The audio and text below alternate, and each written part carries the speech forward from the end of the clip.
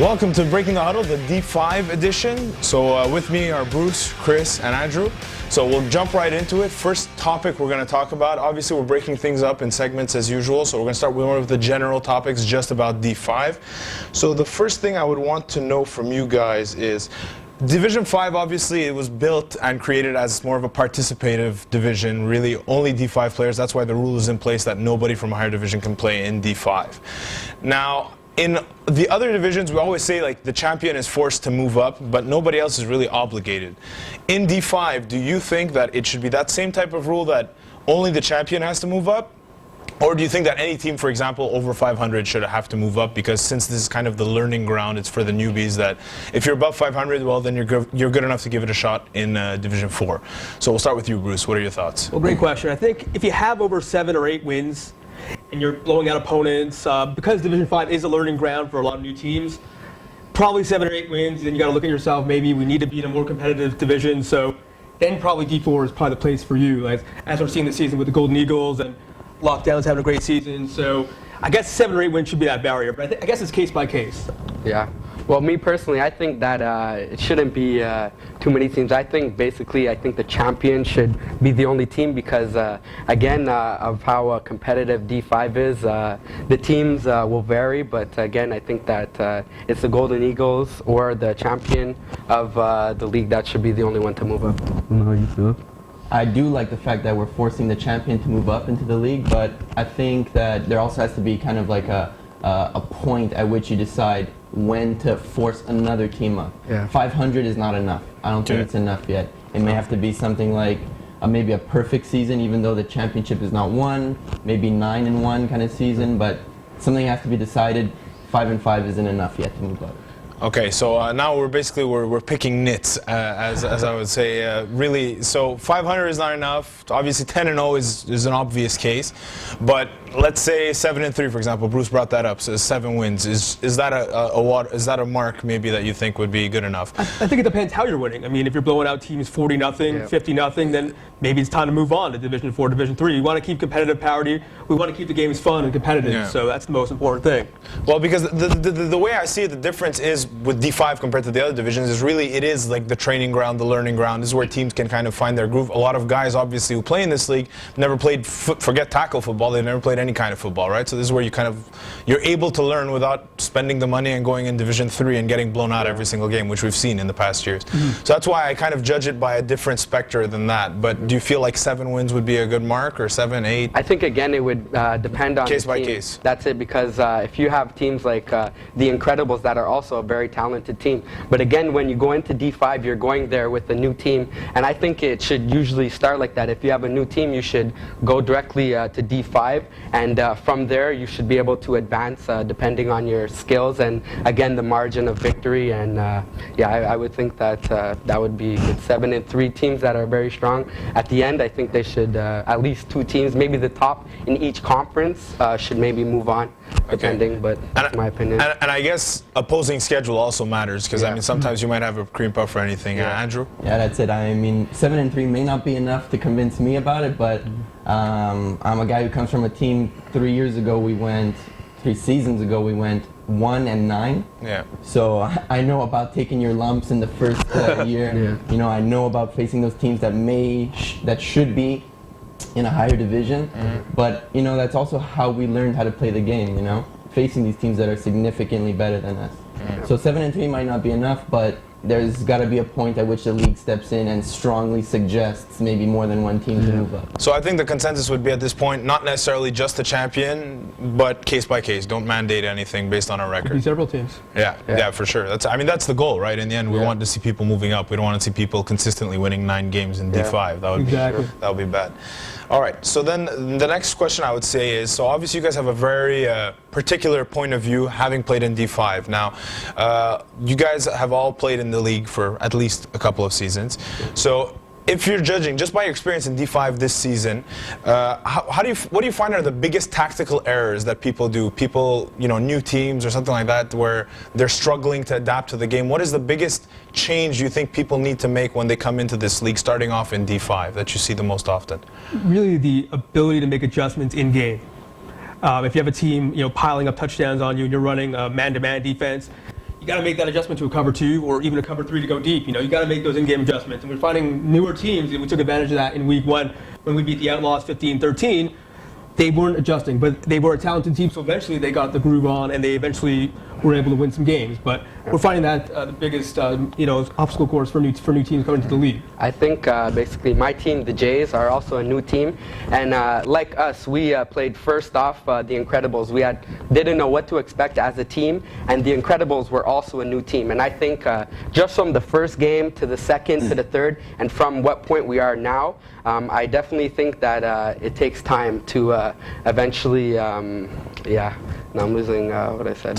But it takes a while to gel as a team. That's it. You can't, it's not something you can do. And I don't think after, just because you have one terrible loss, as we did to the Warhawks where we got blown out, and it was almost like, if this game is like this, imagine the next games. And instead of have such a negative output, we just said, guys, we're new here, one game at a time, and eventually we'll become the team that we actually want to be. But in terms of those types of newbie mistakes, Andrew, what kind of things have you seen maybe? I really think it's attention to defense. A lot of teams come into flag plus football and they think it's about lighting it up offensively. They think it's a run and gun game. It doesn't have to be. If you're a new team, pay attention to your defense, Change up your defensive schemes a little bit, really take care of it, put that maybe as a priority depending where your strengths lie, and you could actually win games on defense. That's really where we've learned the most, we've grown the most defensively, in fact. So I think weaker teams, newer teams, teams who are trying to find themselves, pay attention to your defense, and you might be surprised. And now, looking in specifically on defense, you actually kind of got where I wanted to go. Now, defense can change, obviously, from one side to another, and what I noticed in D5 is you're defending a very different type of offense than you might see in the higher divisions. So what do you feel is more important, than having a sound defensive scheme, or really just identifying who that #1 guy is and locking him out? Because there might not be that much talent spread out in this division. So, Andrew, let's start with you. The way we do it is we focus on a full scheme. Okay. Because that's maybe where our team is and the evolution of our defense. Yeah. But there are certain teams definitely out there who, if you look at the stats, focus on one receiver at a time, And if you could eliminate this one receiver, you might have that offense figured out. But still, in terms of a 10-game season, you should focus on a complete scheme and changing your scheme play by play, Huddle defensively, talk to each other, make sure everyone's on the same page.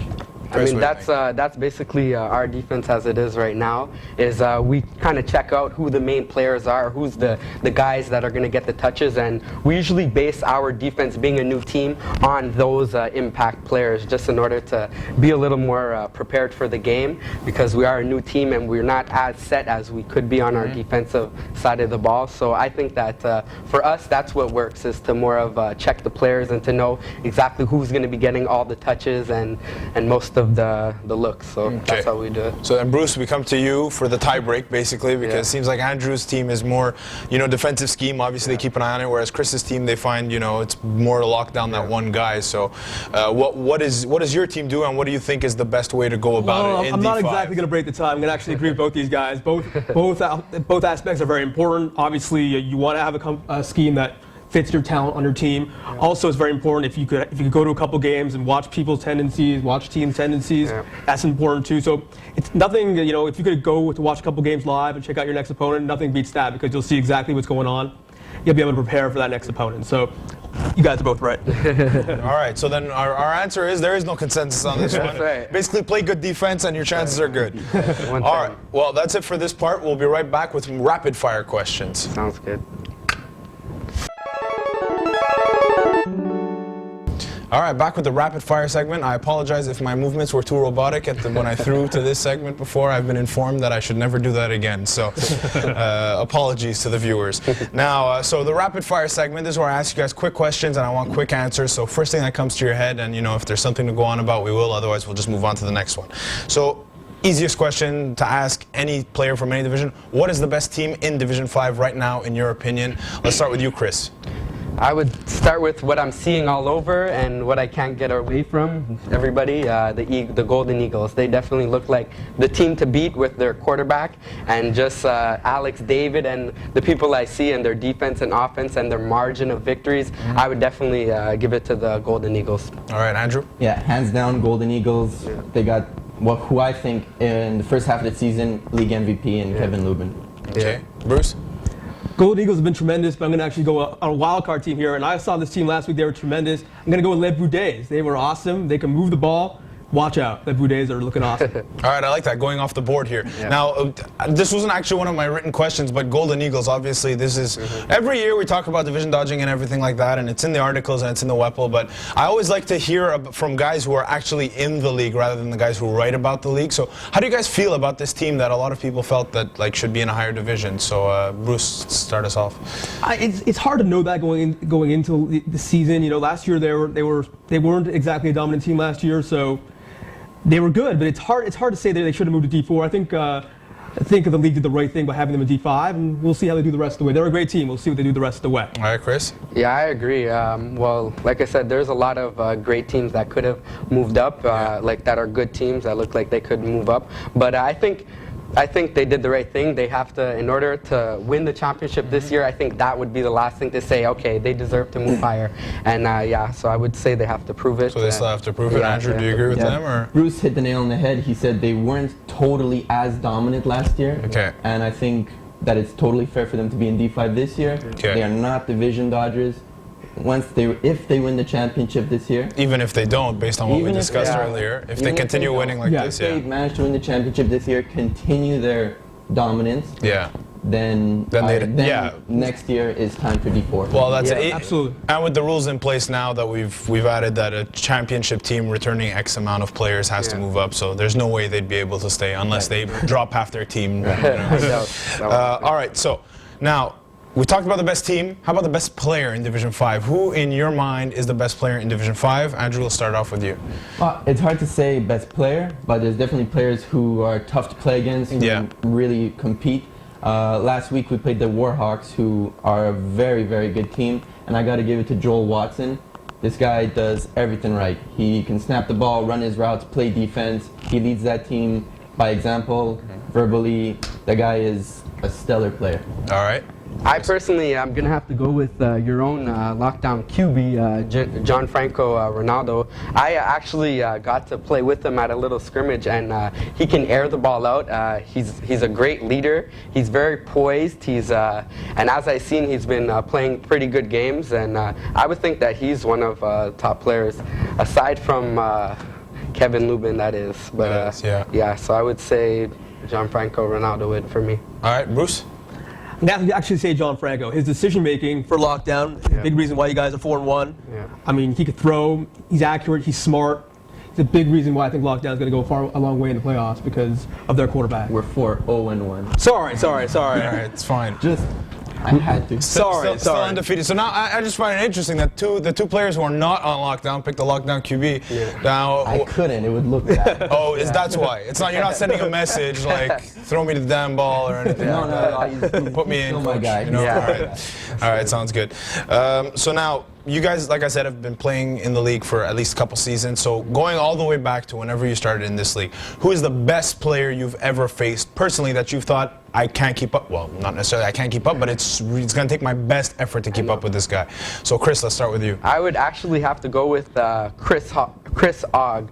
We played against him in I think week 3, and he just seemed like he was such an athlete that we couldn't really keep up with him on the outside when he rolled out of the pocket and his long throws. And I would think, me personally, as a defensive player, he was one of the hardest players that I personally have to play against. That'd be Chris Ogg. Yeah, definitely for me. I'd have to go back to last season, I think, and it was really a duel of quarterbacks. The Patriotes had Chauvin, and the family had Forêt. Yeah. And I think these guys they'd come to the game every single week and just get the job done. You know, there was nothing that was going to stop these two guys. Very dominant players. Bruce? We have to go all the way back. You know, I've started watching this league for 3-4 years. I'm a big fan of Mo Khan's MTL's finest, and I thought you were going to say I'm a big fan of Mo Khan. No. Let's not go that far. Let's cut you down right there. All right? No, let's go.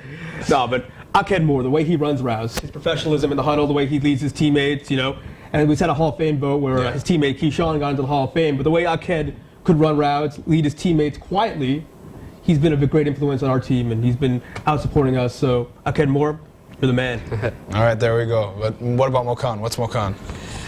He's a cheerleader. All right, good. That's what I wanted. There's your quote for this week. Yeah. Let's see if Chris and Andrew can top that one. But Don't tell him. I don't know if we can top that one. Yeah, well, Does he watch sorry. the show? Mokan? Yeah. I don't know. I try to keep away from Mokan. That's why I got my own show now. Okay. Okay, that makes sense. All right. So now, this might be a moot question for Bruce, because the next question for me was going to be, who's the FPF player that you've learned the most from? Now, there's either a teammate or somebody you know, or somebody who knows somebody on your team and has come in and helped you guys out, even from practices and scrimmages. So, Andrew, let's start off with you. FPF player that you've learned the most from personally. 2 seasons ago, we went out and we got ourselves another player to help us improve. And his name is Jeff Brown, and he's brought a lot of veteran leadership. He's made us all a better football team. We were at first a bunch of guys who, maybe we enjoyed sports, athletes, but not necessarily football players. This guy has quietly made us into a real football team, offensively, defensively, route running, route schemes, basic football. This guy's really taught us a lot. Jeff Brown. It's actually coincidental that he talks about Jeff Brown. Jeff Brown was my football coach for Sun Youth Hornets for 7 years, I think it was, from the Pee Wee days. And again, it would be Jeff Brown for me, because I mean, from the times he's yelling at me, to hitting me with clipboards, to telling me to shut up in the huddle. I mean, I've learned a lot. Even when I've kind of been not so happy with the things he said to me, I've learned that there's times you have to, I guess, go with the flow and just not to get upset or to get too emotional, just to play your game. And I guess it would be for me, Jeff Brown has been the one that taught me the way. Sun Youth Hornets all the way. All right, representing. And now Bruce, I mean, you could say Jeff Brown too, even if you never met him. Or you can just go on your own. No disrespect to Jeff Brown. I'm going to go off the board here and say, even though we just ripped him, Mokan's been very helpful to our team. He's watched a lot of our games. He's come and helped us out, give us pointers on time management. In our first week of the season, we had a fiasco with a timeout issue that made the headlines, and we misused our timeouts. And it's a learning experience. You're in D5, you're here to learn. So Mokan helped us with our time management. So even though we just ripped him, Mokan has been a great influence. So basically, Mokan has helped you with like the off-field part, the management part, but not necessarily how to play the game. Well, he helps us manage our, our lives and our team. Our lives. Well, don't judge you don't me, want okay? Mokan. You don't want Mokan running your life. All right, let's not go crazy here. Teach their own. Yeah, exactly. That's it. All right. Well, that's it for the rapid fire segment. We'll be right back with Commissioner for a Day, which is always interesting, and then individual questions for each of the guys. So we'll be right back. No robotic movements here. Okay.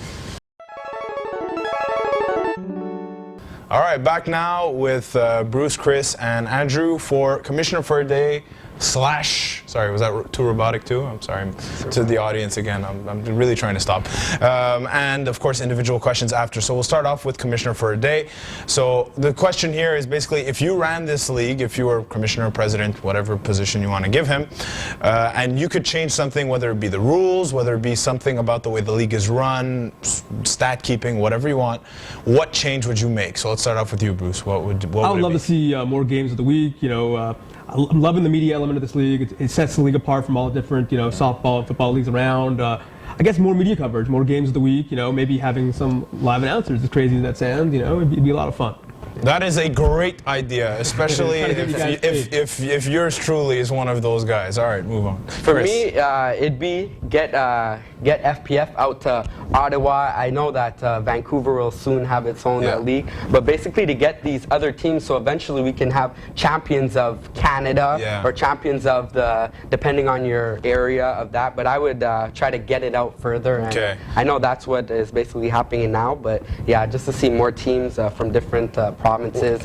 It's ironic because a couple of years ago, actually, we did try and expand to Ontario. We had an Ottawa league for 2 years and we had a Toronto league for 1 year, but it just ended up not working out. But maybe as we continue to build our name, it'll be a bit easier. As you see, what about having maybe I would have like the Hall of Fame players that I have to maybe go out there to maybe run it, or even select teams, champion teams to actually play out there, and in different places just to start it off and big. Well, I think definitely the idea of like competing against other province's best would be very interesting, very appealing, especially to a lot of the players. It's an incentive to win. Andrew, what change would you make? Well, I don't know about you guys, but I spend like Monday to Friday surfing the site, checking out stats. So what our team has done is we've actually created our own stat keeping system, and we have a lot more stats.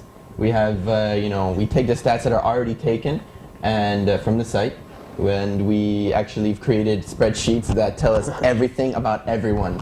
So going into any game, we're probably over prepared when it comes to stat keeping. Maybe the league could have more stats. So like what kind of stats would you say that you guys have, for example? For example, I'm sorry, I know the stat keepers work very hard. This is not what I'm getting at. I'm not crazy about that. It's all right. Feel free to blast him. No. The stat keeping hasn't been good since 2006 when I used to do it. All right, since then it's been down the tubes. Well, the stat, not off topic, but just to tangent for a second, to comment on stat keeping. Last Saturday, I have 1 rushing attempt for 13 touchdowns.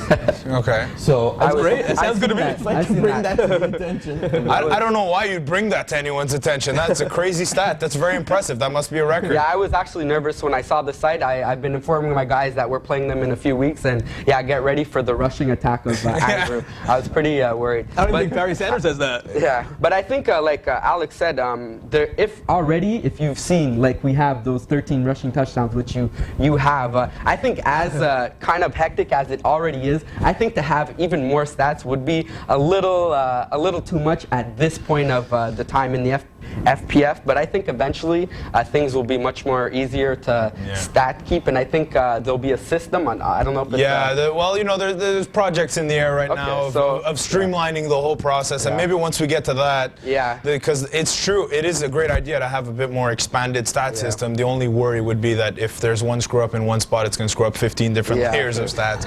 But it's definitely something. Look, when we started off, we didn't even have like pass defenses. We still don't have extra points statistics, so there's room for improvement there. I would have to agree with you guys. All right, so now we are at the portion that is basically individual questions. So these are questions that were pre-written, specifically tailored to each of you. So we will start off with Bruce. So you mentioned it before, you are a good friend of Mokan's, or is it insulting to say that? You know him? You've met him? Acquaintance? All right. Casual acquaintance. Okay. So make arguments for and or against the fact that if Mokan were to slum it down in D5, would he be the best player on Pendant Publishing? Or would he just be a role player? Definitely just a role player. We've added so much speed this year with Andrew Salas and Corey Laxer and Daniel Ronovich coming back, and his defense. Mokan would just be a second-tier player on our team.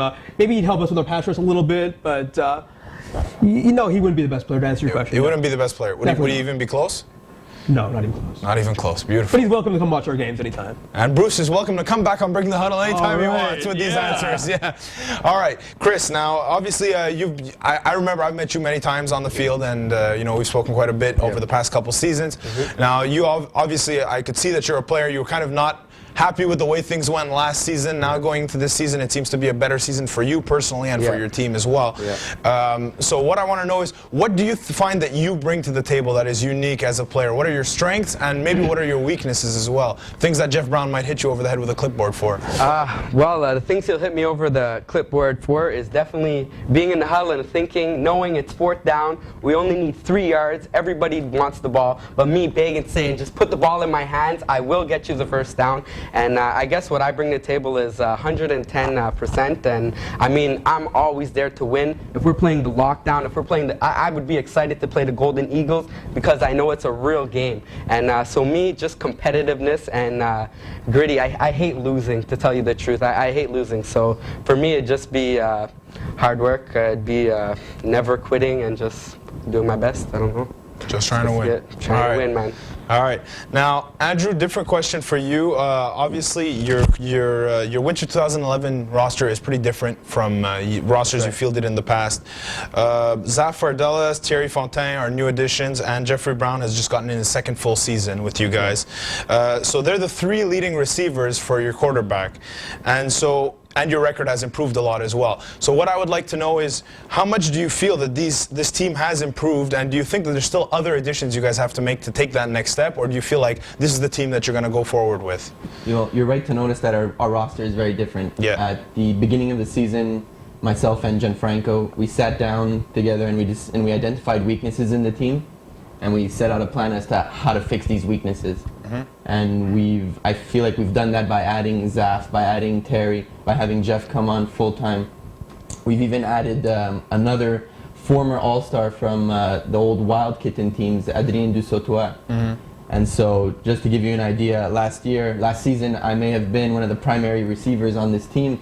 Now I am the 5th option on every pass. We have improved ourselves, and we set out to do that. So I really think that, and sometimes when you do that, you risk kind of creating this, losing your team chemistry actually, But we've managed to keep that solid, We've also gotten ourselves a coach, which is really helping Gianfranco, our quarterback, to have someone there behind him, play by play, calling the plays, telling him, what he's doing wrong, what he's doing right, how we can improve. This is our team. We're set. We're moving forwards with this team. We want to compete for the championship this year with this team. And looking forward, I don't see any more changes. Okay, so this is it. This is who you're going to war with, probably. Minus, a couple tweaks here and there, but no major changes. It could happen, but this is lockdown. All right, sounds good. Okay, so that's it for the individual questions. Now I'm opening the floor to you guys. If you have anything you want to get off your chest, anybody you want to talk trash about in the league, about each other, about me, about Mokan, accent on that last one, but really anything. The floor is yours now. This is your shot. You're on camera, so make it happen, guys. So who wants to go first? I'll just start. Right, 2 weeks, I think we played lockdown. Yeah, I'm still off that scrimmage that we won. That scrimmage didn't mean nothing, but 2 weeks we played a lockdown. I'm excited, man. I've been getting my boys, getting everybody ready, because we know the lockdown is the teams to beat. So that's our next game, and I can't wait. I've been sleeping at night just like thinking of you guys, man. Sorry about that, but yeah. Franco told me about that scrimmage. He says, this guy Chris, he will catch those balls, but I mean, I know you're the center. Yeah. I'm just a center. I gotta tell you, you're running into my zone pretty much. I guess I'll know. I'll let my quarterback know. I'll let him know not to avoid you. Yeah, that's right. That's what he should know. Yeah. So. All right, Bruce, final word. Thank you. Next week we have the Golden Eagles, and we're going to be huge underdogs. We're 17-point underdogs going against the Golden Eagles. We're also 17-point underdogs going against South Shore Storm. Golden Eagles, we're ready. We have a game plan. We're all set. Let's bring it on. It's our homecoming game, actually. We have 30 fans coming to the ballpark, all wearing Pen & Publishing red colors. So we're going to have a great game. We have our home crowd behind us. So Golden Eagles, we're going to battle. Yeah, I feel bad. You do this so well, man. You've been so direct and everything, man. I think that, I've been really good. Yeah, man. I think this is your thing, man. I actually feel like, should we move or just? I mean, you really sound direct. Listen, if snapping doesn't work out, maybe I'll move to the broadcast. I'm there for you, man. I'm rooting for you. Thanks, brother. No problem, man. All right. Well, so then, big final question then. We just heard the trash talk between Lockdown and the Jays. Yep. So, Bruce, since they're elevating you into this position of authority, who you got? I got to take Franco and Lockdown. I'm sorry, brother. That's cool.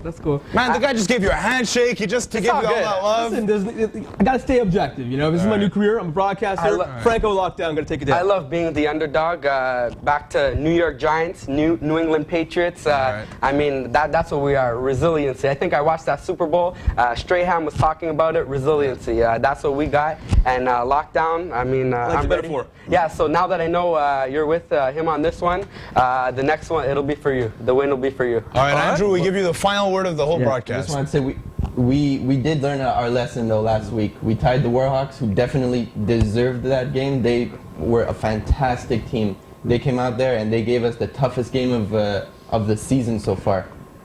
And you are not going to see that lockdown for the next 5 weeks. I promise you. Going undefeated, rest of the way.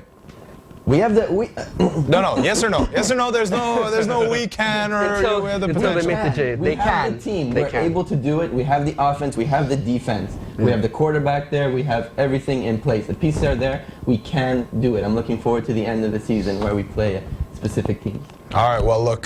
Good luck. We'll be looking forward to see who those teams are. Yep. But good luck to Bruce, Chris, and Andrew. Thanks for coming on, guys. This has been you for having us. This has been very entertaining. D5 Breaking the Huddle. That's it from us here at Breaking the Huddle. I will see you here next week. But until then, I still got nothing, guys. Maybe my authority here can give me a good sign-off line. Nothing.